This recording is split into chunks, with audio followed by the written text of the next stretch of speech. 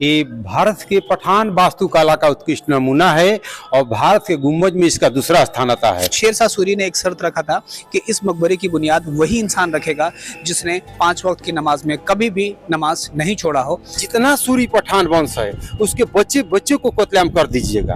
तो ये देखिए तो 25 कब्र है और वहाँ भी 25 कब्र है। ये अपने तलवार से एक ही बार में शेर के गर्दन 2 टुकड़ा हो गया। तो बाबर से कोई बताया कि आप ही के सिपाही, वो जो मकबरा दिख रहा है वो चीफ एडवाइजर का मकबरा, चीफ एडवाइजर का है, जो कि मेन गेट पर बना दिया गया है। Hello friends, welcome back to another video. आज मैं खड़ा हूँ शेरशाह सूरी की नगरी सासाराम में और आप मेरे जस्ट पीछे देख रहे होंगे ये है शेरशाह सूरी का मकबरा। आप जानते होंगे कि शेरशाह सूरी जिन्होंने हमारे भारत पे 5 साल तक हुकूमत किया, 1540 से लेकर 1545 तक। और यही एक ऐसा राजा था, एक ऐसा बादशाह था जिसने मुगल के भी छक्के छुड़ा दिए थे। तो आज हम लोग इस रोजे को एक्सप्लोर करने वाले हैं और आपको बताने वाले हैं इसके इतिहास के बारे में। तो बने रहिएगा हमारे साथ क्योंकि आज का व्लॉग बहुत ही खास होने वाला है। तो इस तरह से जैसे ही आप इस रोजे के अंदर में एंट्री करते हैं तो आपको शेरशाह सूरी के मकबरे के बारे में ये इतिहास लिखा हुआ दिखता है। ये जो रोजा आपको सामने दिख रहा है इसका निर्माण शेरशाह सूरी ने शुरू करवाया था और इसके दौरान ही एक जगह एक युद्ध में बारूद की फैक्ट्री में आग लगने से उनकी मृत्यु हो गई और तब इसका निर्माण अधूरा था। तब उनके बेटे सलीम शाह सूरी ने इसका निर्माण पूरा किया। तो इस तरह से इसे 1540 से 1545 के बीच में इस मकबरे को बनाया गया। अब हम लोग इस मकबरे के अंदर एंट्री करने वाले हैं। जैसे आप यहाँ पे एंट्री करते हैं तो आपको एक छोटा सा मकबरा दिखता है और ऐसा कहा जाता है कि यहाँ पे एक जो कब्र आपको दिख रही है ये शेरशाह सूरी के सिक्योरिटी चीफ की कब्र है। अगर आप ऊपर में देखेंगे तो बिल्कुल निहायत ही खूबसूरती से इसे बनाया गया है और यहाँ से एक पुल बनाया गया है जो आपको शेरशाह सूरी के मकबरे तक लेकर जाएगा। अगर आप चारों तरफ देखेंगे तो ये जो मकबरा है वो चारों तरफ से बने हुए तालाब के बीच में ये मकबरा है। 17.5 मीटर के चबूतरा बना हुआ है, उसी के ऊपर में इस मकबरे को बनाया गया है।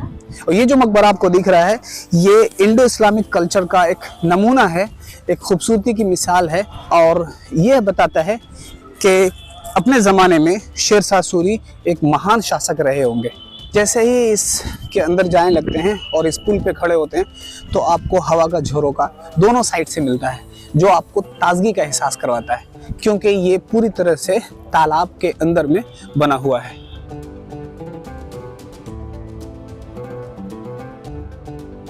सीढ़ियों से गुजरते हुए आप जैसे ही चबूतरे के ऊपर पहुंचते हैं तो आपको मिलता है ये सुंदर सा मकबरा।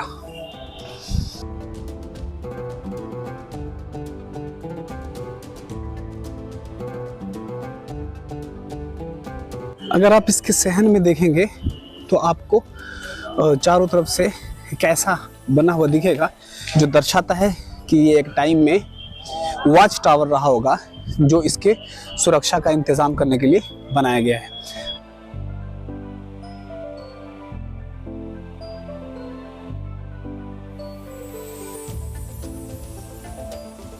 तो जब आप ध्यान से इस मकबरे को देखेंगे तो आपको इंडो इस्लामिक कल्चर का एक नमूना दिखेगा।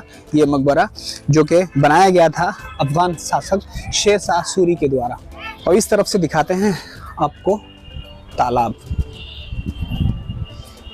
यहाँ आप देख सकते हैं कि ये तालाब है जो काफ़ी साफ़ सुथरा है। अगर इसमें बोटिंग होती तो और ज़्यादा अट्रैक्टिव हो जाता और भी ज़्यादा यहाँ पे टूरिस्ट अट्रैक्ट होते और दूर दूर से यहाँ पे आते।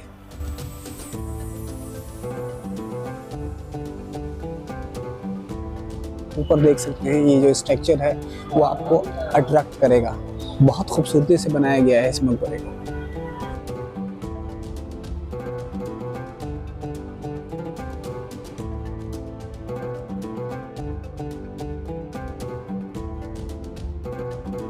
अब आपको मैं नीचे लेकर चलता हूँ। यहाँ से हम लोग अब चारों तरफ से जो तालाब बना हुआ है वो आपको दिखाते हैं।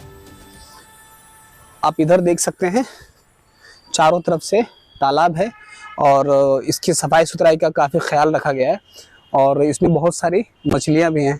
और शेरशाह सूरी एक ऐसा शासक था जिसने हमारे हिंदुस्तान को जीटी रोड का तोहफा दिया, जो कि दिल्ली टू कोलकाता, कोलकाता टू पेशावर पूरे हिंदुस्तान को जोड़ता था। क्या नाम हुआ सर आप?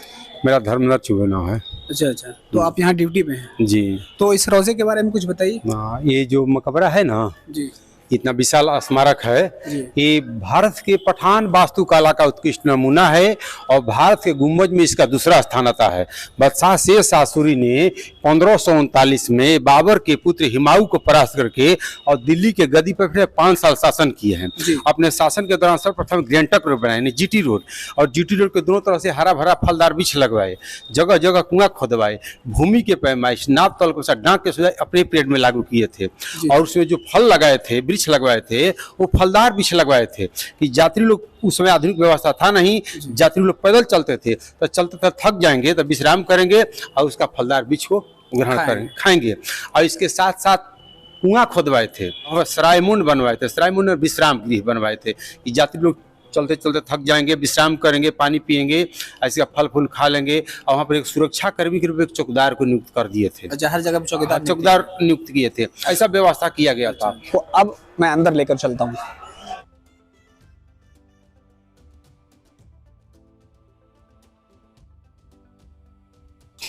तो अभी हम लोग रोजे के अंदर आ चुके हैं। ये जो चादर वाला जो कब्र है ना, सो ये शेरशाह सूरी का कब्र है जी।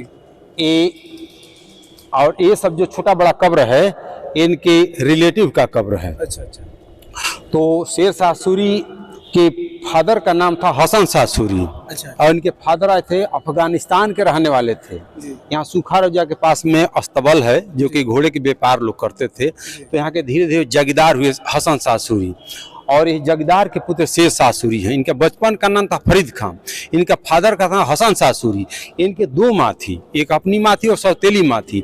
जो अपनी माँ एक्सपायर कर गई तो सौतेली माँ इनको कष्ट देने लगी, तो अपने कष्ट महसूस करके ये अपने ननिहाल जिला जौनपुर चले गए। बहुत बड़ा विद्या का केंद्र है, और वहाँ जाकर विद्या अध्ययन किए। विद्या अध्ययन करने के बाद जब युवावस्था में आ गए तो ये बाबर के सिपाही हो गए। उस समय मात्र तलवार लाठी भाला लेकर लोग ड्यूटी करते थे।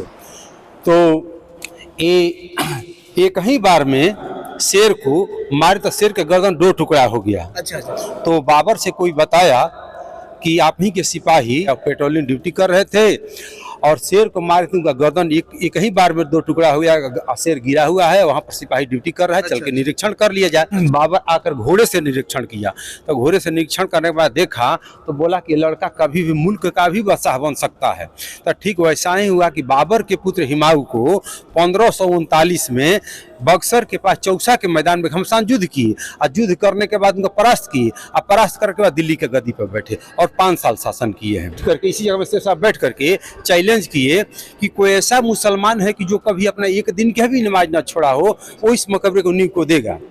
तो ऐसा कोई नहीं मिला। तो अपने आप में साबित किए कि नहीं, हम ही एक ऐसा मुसलमान हैं कि एक दिन में 5 टाइम की नमाज होता है, मैं कंटिन्यू 5 टाइम की नमाज पढ़ता हूँ। मुसलमान का पवित्र दिशा जो होता है पश्चिम दिशा है, तो नमाज इस जगह में अदा करके और पश्चिम दिशा में बैठ करके और इसी से मकबरा को नींव दिए हैं। ये जो लिखा गया है तो कुरान का आयातें लिखा गया है, अरबी लैंग्वेज है।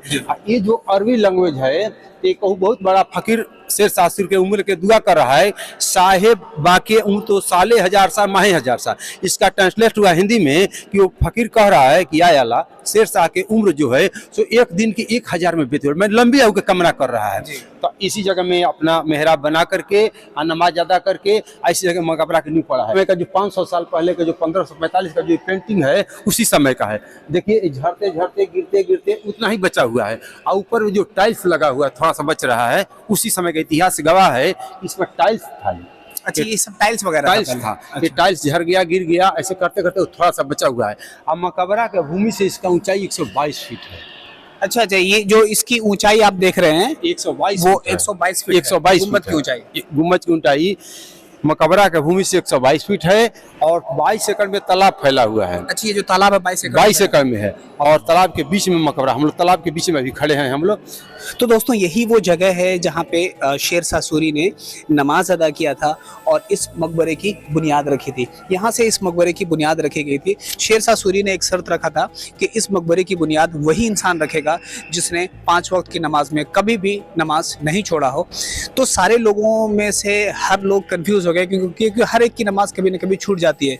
तो फिर शेरशाह सूरी ने कहा कि मैं ही एक ऐसा इंसान हूँ, शुरू से आज तक मैंने कोई भी नमाज 5 वक्त की नमाज कज़ा नहीं की है। तो उन्होंने ही इस मकबरे की बुनियाद यहाँ पे नमाज पढ़ी और उसके बाद यहाँ से रखी। मज़ार आप देख रहे हैं वो शेरशाह सूरी की मज़ार है और ये वो जो दिख रहा है ये इंडिकेशन है इस बात का कि इस तरफ में सर है और वहाँ पे उस तरफ पाँव है। तो दिल्ली से तो अपना राजकाज संभाल रहे थे, येदा कदा कभी सासाराम में आते थे तो इसी गेट से आते थे, अंदर में नमाज अदा किए, अपना कार्यभार देख रहे थे कि कितना मेरा काम प्रगति पर है जी। तो अंदर में जाते थे तो हमारा सुरक्षा कर्मी होता था। अच्छा, यहाँ पे सुरक्षा कर्मी हुआ? हाँ, कि सुरक्षा कर्मी के लिए बनाया गया है कि अपना देख रेख करेगा, कोई अटैक न कर दे। चाहे ऐसा भी उस समय भी ऐसा व्यवस्था था, तो इस तरह की व्यवस्था किया गया था। स्टैंडिंग ड्यूटी इसमें होता था उस समय। आप फिर निकल जाते थे। ये टाइल्स जो लगा हुआ है ये आज से 500 साल पहले का टाइल्स है। अच्छा अच्छा। तो इंडिकेट कर रहा है कि उधर झड़ गया, इधर टूट गया है, लेकिन वो थोड़ा सा बच रहा है, उधर भी थोड़ा सा बच रहा है। ये जो पेंटिंग है उसी समय का पेंटिंग है। अच्छा, उसके बाद ये कहीं पेंट नहीं हुआ? पेंट नहीं हुआ है। तो पेंट कर दिया जाए, उचारा कर दिया जाए तो लगेगा कि नहीं आधुनिक युग का है, इतिहास पे झूठा हो जाएगा। अपने बारूद को खजाना को निरीक्षण करने गए थे कि मेरे पास अभी बारूद कितना बच रहा है और बारूद के खजाना का निरीक्षण करे, उसी में किस तरह कोई आग लगा दिया होगा, चपने से लग गया तो उसी में एक्सपायर कर गए।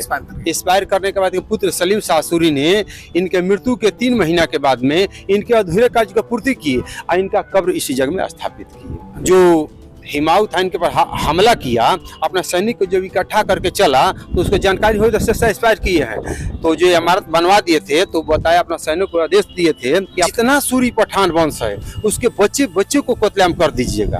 तो ये देखिए तो 25 कब्र है और वहाँ भी 25 कब्र है। इधर जो मिट्टी के हजारों कब्र है वो समझ की सूरी पठान वंश का कब्र है। तो उसी समय बच्चे बच्चों को कत्लेआम कर दिए थे। जो माँ के गोद में बच्चा पल रहा था उसको भी पकड़ के कत्लेआम कर दिए थे। बाद में मकबरा का भी हम सोचे कि हमला कर दिया, जो कि नीचे में भी थोड़ा सा ऐसा जाइएगा तो थोड़ा सा गोला बना हुआ है। अच्छा, उस साइड? हाँ, तो गोला से दगा गया है कि माने यहाँ से गोला दागेंगे तो पूरा मकबरा को जो थी नीचे गिर जाएगा। तो बस उतना ही तक रह गया, थोड़ा गड्ढा हुआ है, ऐसा वो तोड़ फोड़ किया है। इसके बाद फिर उतना ही तक रह गया और फिर इसके बाद बाल बच्चा परिवार को नुकसान करके अपना चला गया। तो आपको ब्लैक वाला रोजा दिख रहा है उसे सूखा रोजा के नाम से जाना जाता है। वो जो मकबरा दिख रहा है वो चीफ एडवाइजर का मकबरा, चीफ एडवाइजर का है, जो कि मेन गेट पर बना दिया गया है। और इसके बाद इस 300 फीट लंबा पुल है, इसी पुल से आना जाना होता है। तो काफी ज्यादा इन्होंने जानकारी दिया यहाँ के बारे में। वैसे जब मैं आया था तो मुझे ज्यादा नॉलेज नहीं था, लेकिन इनसे मैं मिला और काफी ज्यादा अच्छे से इन्होंने डिटेल में यहाँ के बारे में अच्छे से बताया। तो दोस्तों, पठान शासक शेरशाह सूरी का ये मकबरा आपको कैसा लगा कमेंट सेक्शन में जरूर बताइए। और अगर वीडियो अच्छा लगा हो तो लाइक करें, शेयर करें और हमारे चैनल को सब्सक्राइब करना बिल्कुल मत भूलिएगा। मिलते हैं अगले वीडियो में।